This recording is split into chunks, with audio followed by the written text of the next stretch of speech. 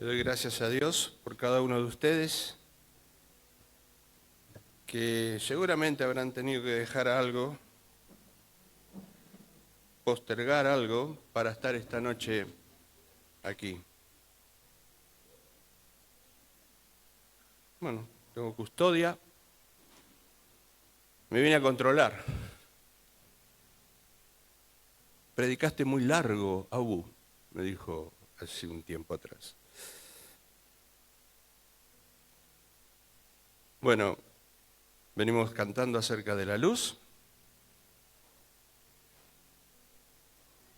El culto lleva un hilo, un criterio, y hoy vamos a hablar, entre otras cosas, de la luz. Toda buena dádiva y todo don perfecto desciende de lo alto, del Padre de las luces. Él es el Padre, nosotros luces. Él es el Padre. Jesús dijo, yo soy la luz del mundo. El que me sigue no andará en tinieblas, sino que tendrá la luz de la vida.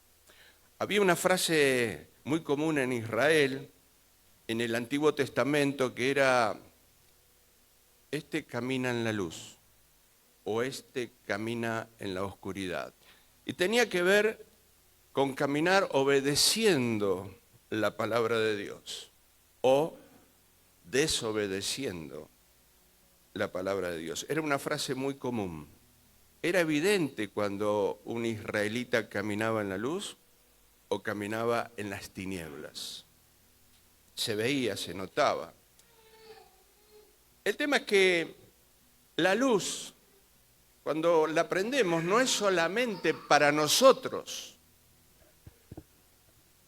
Porque cuando prendemos la luz, iluminamos a los demás. Bueno, algo así es la fe. La fe se propaga.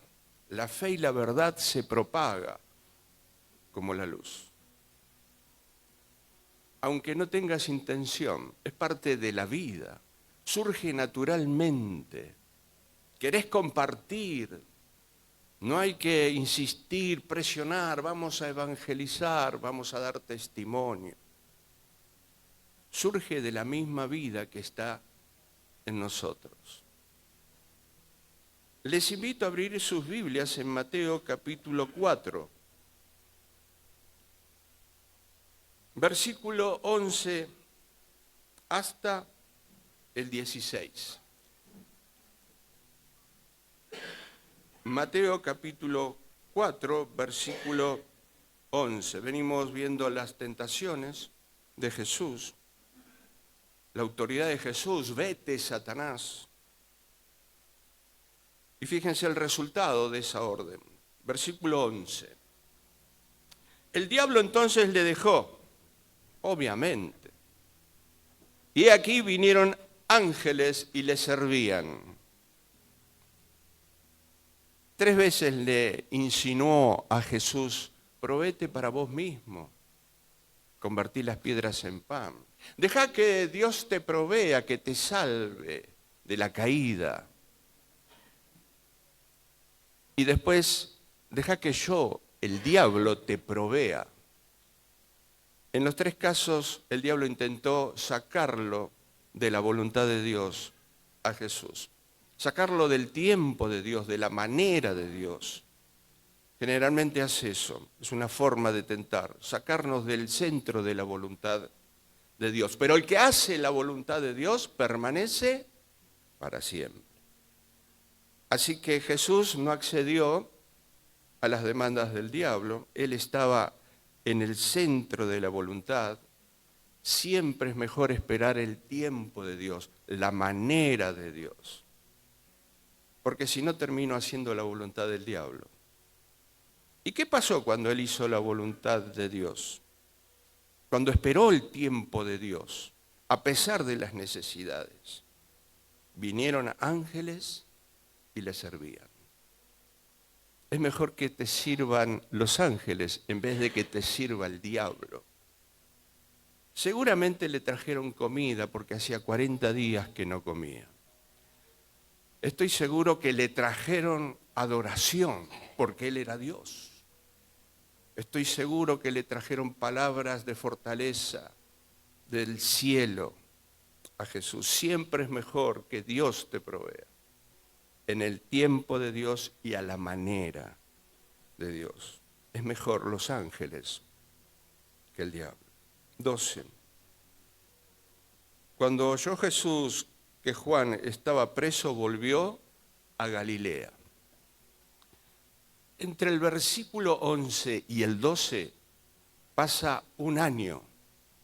Mateo no nos dice nada de lo que hizo Jesús durante ese año. Pero Juan sí nos va a decir.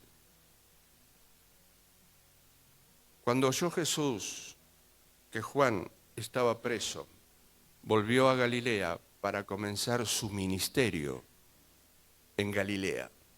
Él estaba en Judea y se va de Judea y le era necesario pasar por Samaria. No se está escapando del rey Herodes, no tenía miedo. Estaba siguiendo la directiva de Dios en el tiempo de Dios. Entonces comienza su ministerio en Galilea. En ese primer año, Juan nos va a decir algunas cosas que hizo Jesús. Por ejemplo, convirtió el agua en vino en Caná, el primer milagro registrado. Por ejemplo, durante ese año le predicó a Nicodemo el nuevo nacimiento. Después vienen otras cosas que hizo Jesús que las viene relatando Juan. ¿Por qué Mateo no nos relata lo que hizo Jesús durante ese año, entre el versículo 11 y el 12? Sabemos que cada evangelista escribe con un objetivo. El objetivo de Mateo era presentar el Mesías a Israel. Por lo tanto, ciertas cosas que pasaron durante ese año no eran significativas o importantes para presentar a Jesús como rey. Para Juan sí, porque Juan escribe con el objetivo de demostrarnos la deidad de Jesús. Versículo 13. Y dejando a Nazaret, vino y habitó en Capernaum, ciudad marítima, en la región de Zabulón y Neftalí,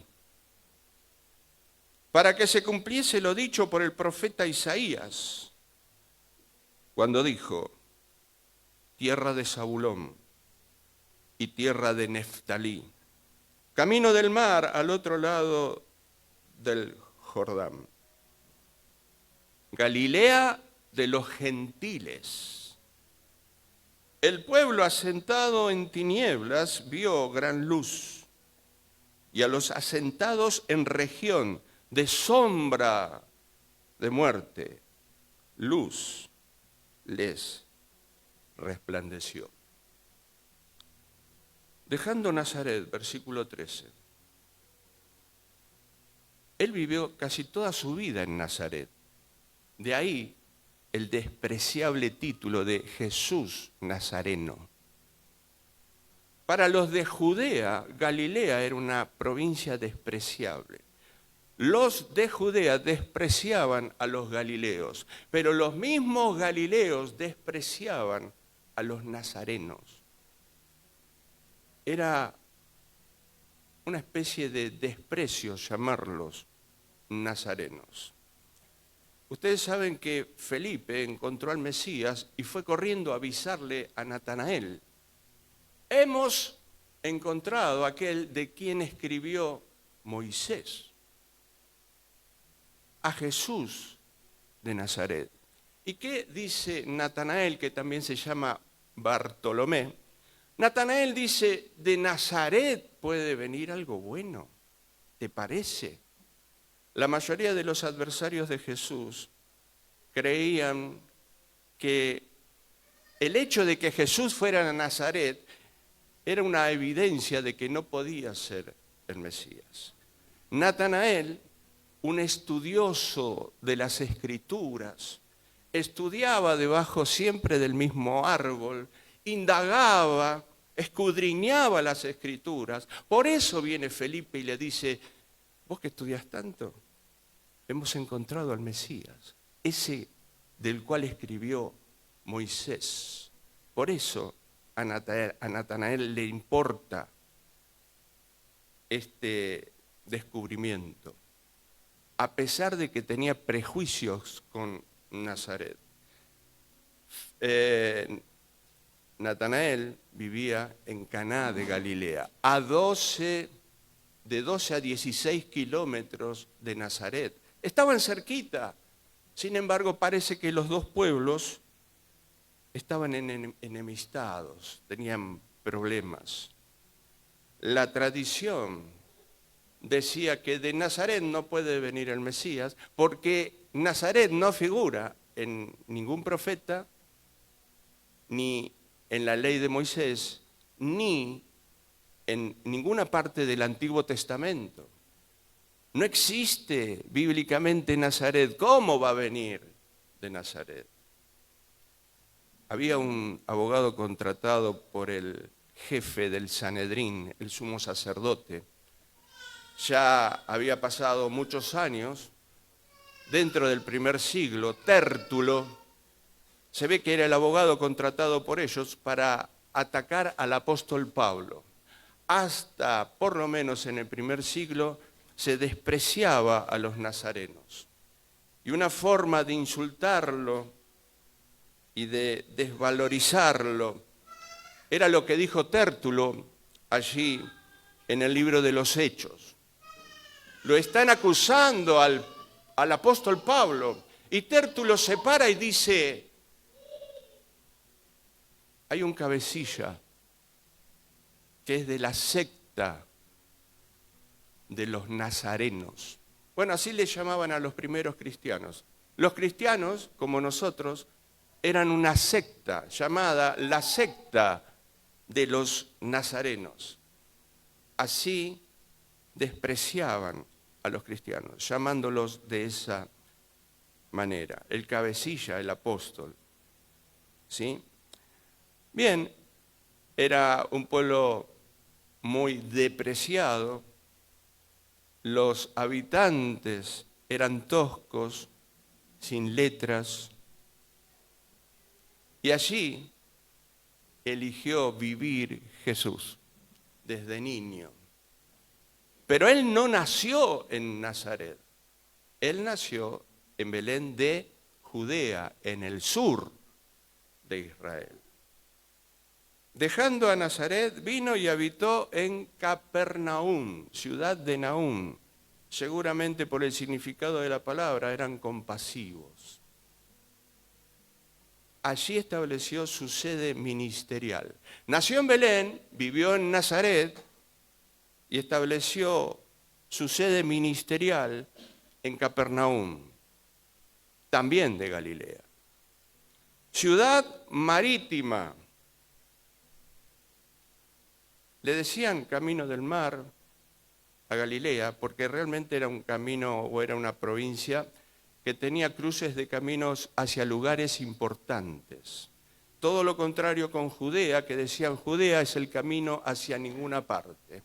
Así que esa característica le dio a Galilea mucha influencia de distintos pueblos paganos. Las rutas comerciales más importantes pasaban por Galilea y eso marcó la vida de sus habitantes. Ciudad marítima en la región de Zabulón y Neftalí. Cuando Josué repartió la tierra de Canaán, y ahora paso a explicarles por qué eran tan despreciables los galileos. Él les repartió la tierra del norte de Israel, o sea, Galilea, a la tribu de Aser, Neftalí y Zabulón.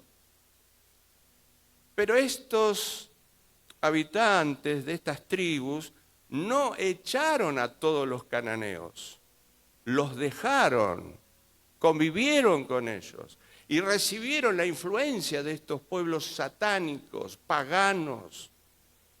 No los echaron, se mezclaron. Mezclaron la cultura, la religión y sus costumbres. Empezaron los matrimonios mixtos y todo lo que eso significa. Eso trajo desgracia a Galilea. Allí, en la repartición de la tierra, no cortaron del todo con los cananeos. Pablo diría, no se unan en yugo desigual. Así que ellos juguetearon con el enemigo, no fueron radicales, y lo que no cortás, mañana sigue creciendo. Hasta que llega al tiempo de Jesús, una Galilea infiel, mezclada con paganos. Pero la caída siguió incluso después de la repartición de la tierra. En el siglo VIII vienen los asirios. Al frente viene su rey, Tiglat-Pileser, y saquea Galilea. Se lleva cantidades de las tribus de Zabulón y Neftalí. Lo lleva a Asiria y hace un enroque. Trae gente de Asiria y la instala en Galilea. Profundiza la apostasía, los matrimonios mixtos, el paganismo, la infidelidad a Dios. Después viene un tal Judas Macabeo, intenta la liberación, y después viene un tal Jerónimo que en el año 106 va a tratar de liberar. Pero él no sabía en esa época que por más que le impongas a la gente reglas, cosas mecánicas, religiosas, él impuso la circuncisión a todos, a los judíos y a los paganos que vivían en Galilea, pensando que de ese modo iba a purificar la raza. Pero las cosas mecánicas impuestas, por ejemplo, la religión, las prácticas, los rituales, no santifican, no purifican. Se equivocó. Y el paganismo y la caída siguió en Galilea hasta el tiempo de Jesús. Por eso eran tan despreciables los galileos en comparación con los de Judea. Versículo 14. Para que se cumpliese lo dicho por el profeta Isaías. Tierra de Zabulón y tierra de Neftalí. Camino del mar, así se le decía a los lugares donde había rutas importantes. Al otro lado del Jordán. Galilea de los gentiles. Miren cómo los llamaban y ya estaba profetizado. Galilea de los gentiles. Una tierra contaminada por haber dejado al cananeo. Al pecado hay que cortarlo de una. A veces somos muy sentimentales. Pobrecito. Y a veces queremos ser más buenos que Dios. ¿Vieron esos perros que les cortan la cola? Hay razas a las cuales se les corta la cola. Ahora está prohibido, creo. ¿Cómo sufre más el perro? ¿Cuando cortás desde la base o le vas cortando de a poquitito la cola? ¿Qué les parece? Bueno, cuando cortamos de a poquitito progresivamente con el pecado, sufrimos más. Pero no solamente nosotros, sino los que nos rodean. Estoy hablando de cero tolerancia al pecado. Cortar de uno.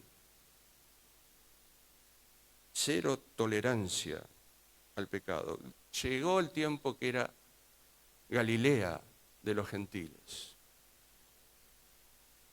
¿Y qué trajo eso? Oscuridad. Versículo 16. El pueblo asentado en tinieblas, ya no hay la luz sino en tinieblas, asentado en tinieblas, vio gran luz. ¿Cuándo vio gran luz? Si hacía siglos que venían viviendo en la oscuridad, en la apostasía, en la idolatría, adúlteros espirituales, viviendo en la oscuridad. Pero vio gran luz, ¿cuándo? Cuando llegó aquel que dijo, yo soy la luz del mundo. Ese pueblo despreciable, ignorante, tosco, tuvo el privilegio de ser el primero en todo Israel, de ver los primeros rayos de luz que venían del cielo. El pueblo asentado en tinieblas vio gran luz. Ellos tuvieron el privilegio, no Judea, no la reina de las ciudades, Jerusalén. A los asentados en región de sombra de muerte, luz les resplandeció. Ellos tuvieron el privilegio, ellos vieron el nuevo día que estaban haciendo en el nuevo pacto que Dios traía. ¿Por qué Jesús eligió a sus discípulos de Galilea y no los eligió de Judea, donde estaba la gente más sofisticada, que tenían la escritura, que conocían la ley? Porque los mismos fariseos dijeron, esa gente que no conoce la ley, maldita es. ¿Por qué no los eligió de Judea?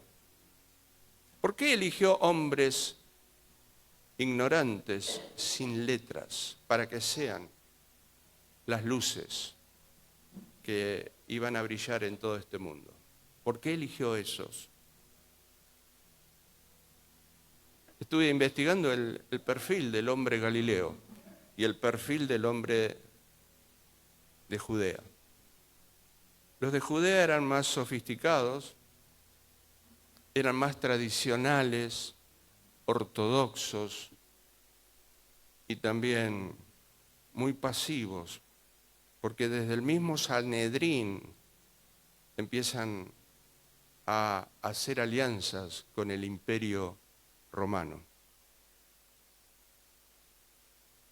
En cambio, el hombre de Galilea era un hombre revolucionario al recibir tantas influencias de afuera.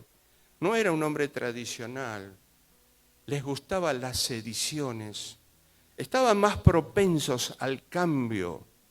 Por eso, tal vez Jesús los eligió, porque ellos iban a aceptar más fácilmente la novedad del Evangelio. Por eso, evidentemente, les costó mucho más a los habitantes de Judea escuchar y obedecer y creer en el Evangelio. Se habían quedado con lo cómodo, con lo establecido, con lo tradicional. No queremos que éste reine. No tenemos otro rey que César. Galileo. Hay un encuentro de Jesús con Nicodemo en Juan 3. En ese momento creo que no se convirtió en Nicodemo, pero el Espíritu Santo empezó a obrar en su vida. Y llega el tiempo en que él confronta a sus propios colegas del Sanedrín, la casta religiosa. Y lo quieren condenar, lo quieren juzgar. Y Nicodemo defiende a Jesús, empieza a manifestar la luz, la fe. Nuestra ley no nos permite juzgar a alguien si primero no lo escuchamos. Y el Sanedrín se levanta contra Nicodemo, lo insulta y le dice, ¿acaso eres tú también Galileo? ¿Vos también sos de esa provincia del norte, de ignorantes? Fue un insulto para Nicodemo y lo siguen insultando y le dicen, anda a estudiar, Nicodemo, escudriñá las Escrituras, volvé a los libros, fíjate. A ver, buscá ahí en la Biblia, ¿dónde hay algún profeta que haya salido de Galilea? Fíjate.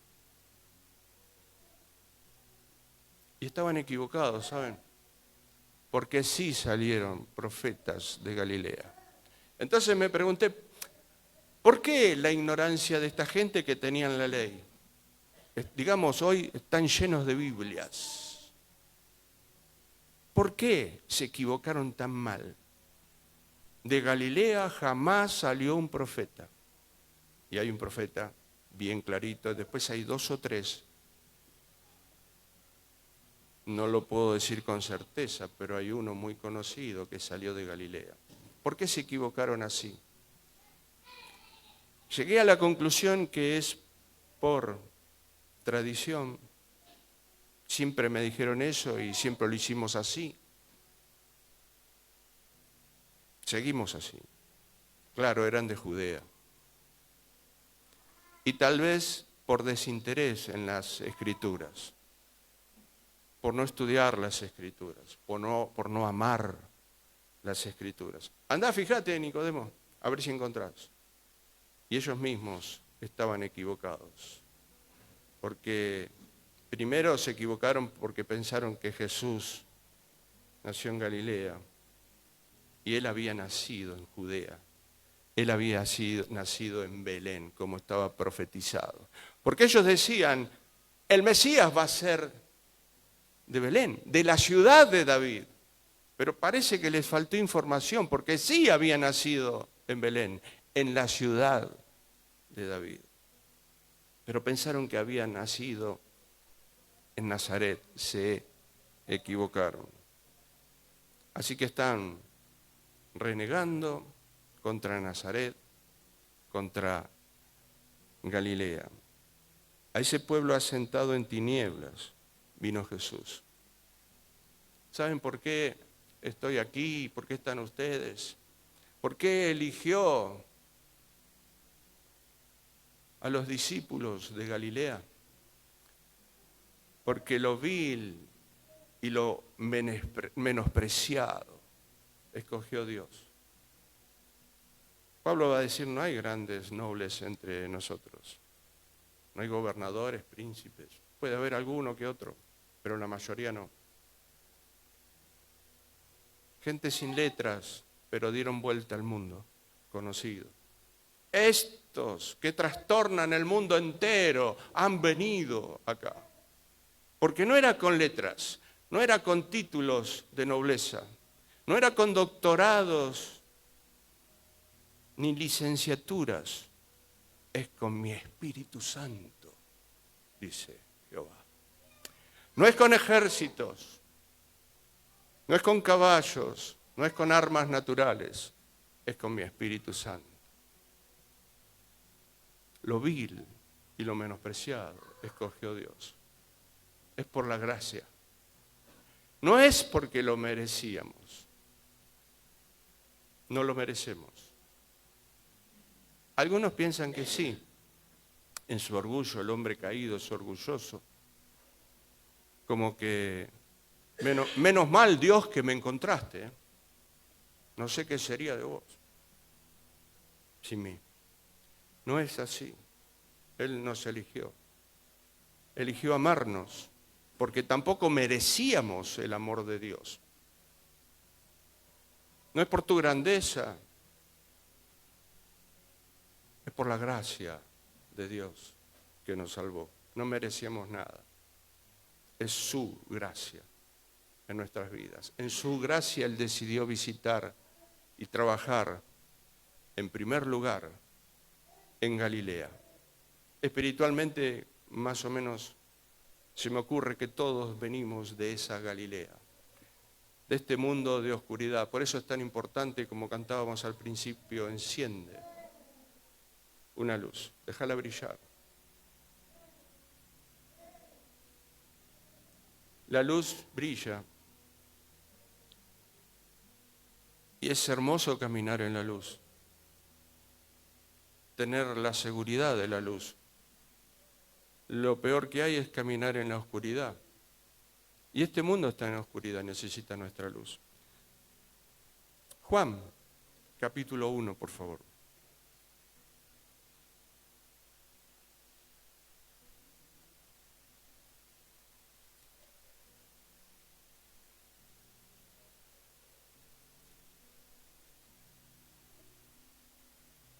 Juan capítulo 1, versículos 4 y 5. La luz en él estaba la vida, y la vida era la luz de los hombres. ¿Qué es la vida? La luz de los hombres. ¿Qué es la luz? La vida. El que tiene la vida tiene luz. El que tiene luz tiene la vida. En él estaba la vida. El que no tiene la vida no tiene luz. Está caminando a oscuras como los paganos en este mundo. La luz en las tinieblas resplandece y las tinieblas no prevalecieron contra ella. 7. Está hablando de Juan el Bautista. Este vino por testimonio, para que diese testimonio de la luz. Para eso vino Juan el Bautista. A fin de que todos creyesen por el testimonio de Juan. No era él la luz, sino para que diese testimonio. Testimonio tiene que ver con testigo, y testigo viene de la raíz de una palabra que tiene que ver con mártir. Mártir. El que da testimonio es un mártir que está dispuesto a morir por su testimonio.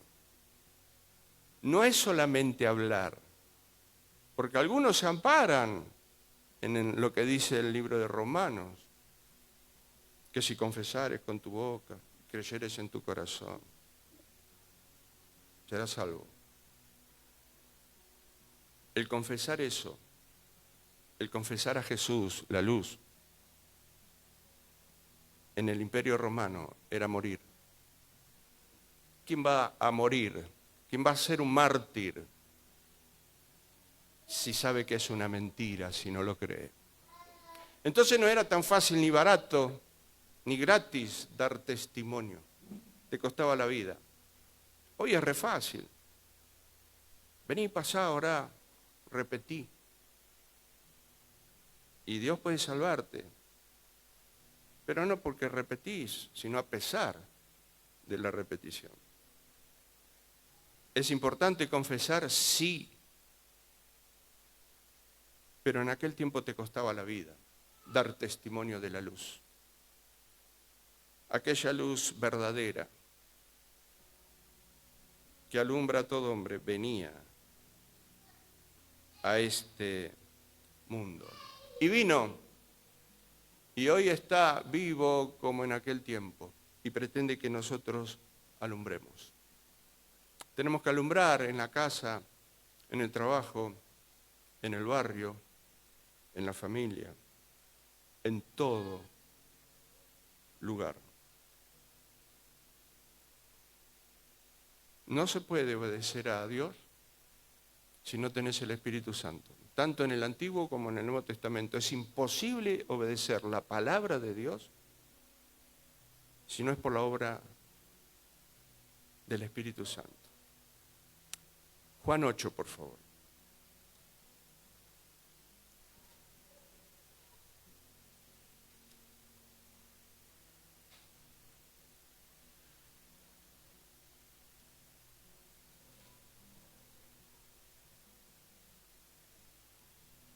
Una de las tremendas obras que hizo Jesús en ese año que Mateo no lo relata, es la primera limpieza del templo de Jerusalén. Entre otras cosas importantes que hizo.